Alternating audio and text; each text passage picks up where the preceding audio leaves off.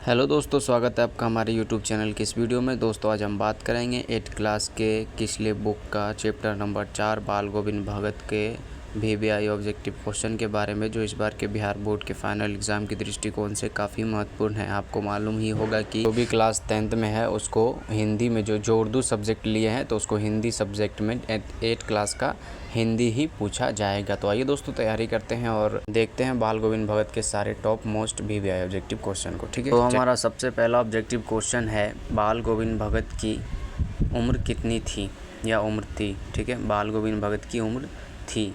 इस क्वेश्चन का जो आपका राइट आंसर होगा वो होगा आपका ऑप्शन नंबर बी 60 वर्ष। ठीक है, बिहार बोर्ड में आपको पूछा जाएगा कि बाल गोविंद भगत की उम्र कितनी थी, तो ऑप्शन नंबर बी 60 वर्ष आप लोग वहाँ राइट आंसर मार दीजिएगा, option number B. Same to same question, same to same option वहाँ पूछा जाएगा। ठीक है, चलिए हमारा अगला क्वेश्चन कहता है बाल गोविंद भगत के बेटे का मुखाग्नि किसने दी। ठीक है, तो इस क्वेश्चन का जो राइट आंसर होगा वो होगा आपका ऑप्शन नंबर बी, उनकी पतोह ने। ठीक है, बाल गोविंद भगत को जो बेटे को जो आग दिया था उसकी पतोह दिया था। ऑप्शन नंबर बी जो है इस क्वेश्चन का राइट आंसर हो जाएगा। ठीक है, चलिए आगे बढ़ते हैं और अगला ऑब्जेक्टिव क्वेश्चन को देखते हैं। ठीक है, अगला ऑब्जेक्टिव क्वेश्चन हमारा कहता है बाल गोविंद भगत अपने प्रेमी मंडली के साथ इतना आनंद विभोर हो जाते कि खंजड़ी बजाते बजाते थे। तो इस क्वेश्चन का जो आपका राइट आंसर होगा वो होगा आपका ऑप्शन नंबर सी, नाच उठते थे। ठीक है, बाल गोविंद भगत अपने प्रेमी मंडलीय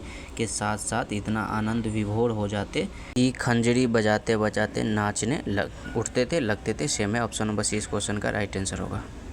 अगला हमारा क्वेश्चन कहता है बाल गोविंद भगत हर वर्ष 30 कोस पैदल चलकर कहाँ जाते थे। ठीक है, बाल गोविंद भगत हर वर्ष 30 कोस पैदल चलकर कहाँ जाते थे। तो इस क्वेश्चन का जो राइट आंसर होगा वो होगा आपका ऑप्शन नंबर ए, गंगा स्नान करने। ठीक है, बाल गोविंद भगत हर वर्ष 30 कोस पैदल चलकर गंगा स्नान करने जाते थे। ऑप्शन नंबर ये जो है इस क्वेश्चन का राइट आंसर होगा। ठीक है, चलिए अगला क्वेश्चन कहता है बाल गोविंद भगत पेशे से क्या था। और बाल गोविंद भगत पेशे से क्या है, क्या थे या क्या था, सेम। तो इस क्वेश्चन का जो आपका राइट आंसर होगा वो होगा गृहस्थ। बाल गोविंद भगत पेशे से गृहस्थ था।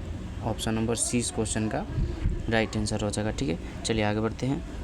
आपको भी अगर उर्दू में डर लगता है तो प्लीज़ आप हमारे चैनल को सब्सक्राइब कर लीजिए, क्योंकि उर्दू को एकदम सरल तरीके से हम बताएंगे और उर्दू का क्लास जल्दी चालू होने वाला है, क्योंकि एग्ज़ाम काफ़ी करीब आ चुका है। ठीक है, तो आप हमारे चैनल को सब्सक्राइब करके हमसे जुड़ जाइए। इसी के साथ हमारा अगला क्वेश्चन कहता है बेटा के मर जाने के बाद रोती हुई पतोह के पास जाकर क्या कहते थे।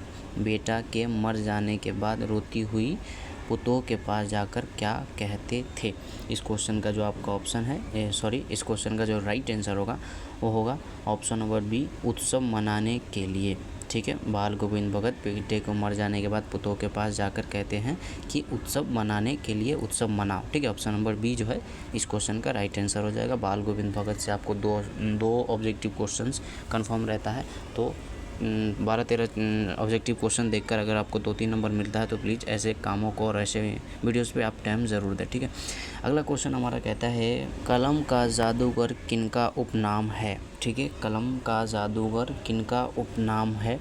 तो इस क्वेश्चन का जो आपका राइट आंसर होगा वो होगा आपका ऑप्शन नंबर बी, राम वृक्ष बेनीपुरी का। ठीक है, कलम का जादूगर राम वृक्ष बेनीपुरी का नाम है। ऑप्शन नंबर बी जो है इस क्वेश्चन का राइट आंसर होगा। अगर आप लोग को इस क्वेश्चन का चाहे कोई भी क्वेश्चन का राइट आंसर पता है तो कमेंट में आप मारते रहिए, ताकि आप लोग का रिवीजन भी हो जाएगा। ठीक है, ऑप्शन नंबर बी इस क्वेश्चन का राइट आंसर होगा। चलिए आगे बढ़ते हैं और अगला ऑब्जेक्टिव क्वेश्चन को देखते हैं। तो हमारा अगला ऑब्जेक्टिव क्वेश्चन कहता है बाल गोविंद भगत किस विधा की रचना है। ठीक है, बाल गोविंद भगत किस विधा की रचना है। इस क्वेश्चन का जो राइट आंसर होगा वो होगा आपका ऑप्शन नंबर सी, रेखा चित्र विधा की। ऑप्शन नंबर सी, रेखा चित्र। ठीक है, बाल गोविंद भगत किस विधा की रचना है। ऑप्शन नंबर सी, रेखा चित्र इस क्वेश्चन का राइट आंसर हो जाएगा। चलिए आगे बढ़ते हैं। इसके साथ हमारा अगला क्वेश्चन बाल गोविंद भगत के रचनाकार हैं। ठीक है, बाल गोविंद भगत के रचनाकार है। इस क्वेश्चन का जो राइट आंसर होगा वो होगा आपका ऑप्शन नंबर बी, राम वृक्ष बेनीपुरी। ठीक है, बाल गोविंद भगत के रचनाकार कौन है? राम वृक्ष बेनीपुरी। ऑप्शन नंबर बी इस क्वेश्चन का राइट आंसर हो जाएगा। अगला हमारा क्वेश्चन कहता है बाल गोविंद भगत कबीर को क्या मानते थे? ठीक है, बाल गोविंद भगत कबीर को क्या मानते थे? तो इस क्वेश्चन का जो राइट आंसर होगा वो होगा आपका ऑप्शन नंबर सी, साहब।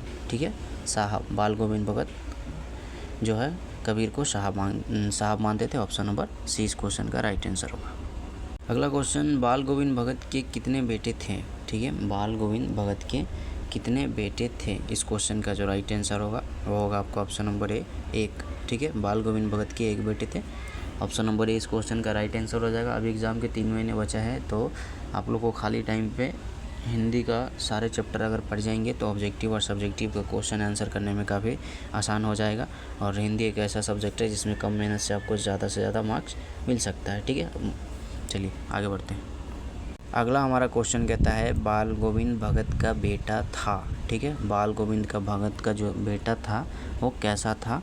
तो यही पूछ रहा है, बुद्धिमान, मोटा, पतला, ये सब आप ऑप्शन देख लेना। हम अभी डायरेक्ट राइट आंसर बता रहे हैं। ठीक है, इसे पीछे ऑप्शन में हमने पढ़ा चुका है, तो अब तो टाइम नहीं बचा है, तो डायरेक्ट आंसर ही बताना पड़ेगा। तो बाल गोविंद भगत का बेटा था, तो इस क्वेश्चन का राइट आंसर जो होगा वो होगा आपका ऑप्शन नंबर बी, सुस्त था। ठीक है, बाल गोविंद भगत का बेटा सुस्त था। ऑप्शन नंबर बी जो है इस क्वेश्चन का राइट आंसर होगा। अगला क्वेश्चन कहता है बेटे के मरने पर बाल गोविंद भगत ... डॉट रहेगा या क्या करने लगे। ये काफ़ी हाईलाइटेड ऑब्जेक्टिव क्वेश्चन है, इस पे ध्यान दीजिएगा।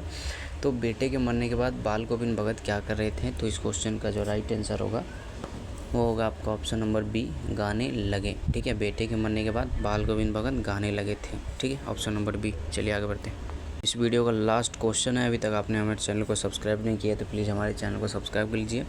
और हमारा लास्ट ऑब्जेक्टिव क्वेश्चन कहता है बाल गोविंद भगत कबीर को साहब क्यों मानते थे? ठीक है, बाल गोविंद भगत कबीर को साहब क्यों मानते थे? तो इस क्वेश्चन का जो राइट आंसर होगा वो होगा आपका ऑप्शन नंबर सी, कबीर के आदर्शों पर चलते थे इसलिए उनको साहब मानते थे। ऑप्शन नंबर सी इस क्वेश्चन का राइट आंसर हो जाएगा। चलिए मिलते हैं फिर से कोई दूसरे वीडियो में, तब तक के लिए बाय।